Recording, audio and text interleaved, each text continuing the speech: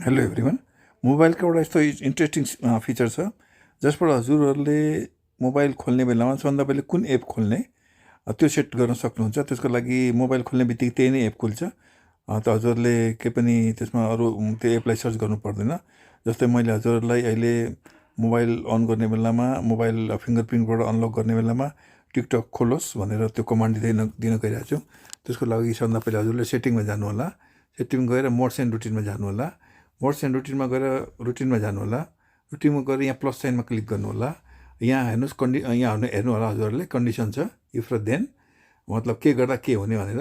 अब यसमा जस्तो मैले यहाँ फिङ्गरप्रिन्ट यदि मैले फिङ्गरप्रिन्ट बाट अनलक गर्छु भने के अनि यसलाई के खोलोस् भनेर यहाँ अब यहाँ देनमा गएर यो मैले यहाँ कमान्ड दिँदैछु टिकटक खोलोस् भनेर। टिकटक खोलोस् भनेर यहाँ कमान्ड मैले दिँदैछु। अब यहाँ हेर्नु होला टिकटकमा मैले यहाँ सेट गरिदिँदैछु। सर्च गरेँ यहाँ टिकटकमा मैले यहाँ सेट गरिदिएँ ओपन टिकटकमा। अब डन गरिदिएर सेभ गरिदिएँ। अब यो अब मैले यहाँ अनलक गर्ने बित्तिकै सबभन्दा पहिला आफै अटोमेटिक टिकटक खोल्छ। त्यस्तै हजुरले फिङ्गरप्रिन्ट अर्को फिङ्गरप्रिन्ट पनि सेट गरेर फिङ्गरप्रिन्ट 1 2 3 जुन पनि सेट गर्न सक्नुहुन्छ। र 1मा मैले टिकटक राखेको छु, अर्को फिङ्गरप्रिन्ट मैले सेट गरेर 2मा गरेर म युट्युब राख्न सक्छु, 3मा गएर जिमेल राख्न सक्छु। आफ्नो हिसाबले यसलाई सजिलो तरिकाले सेट गर्न सकिन्छ।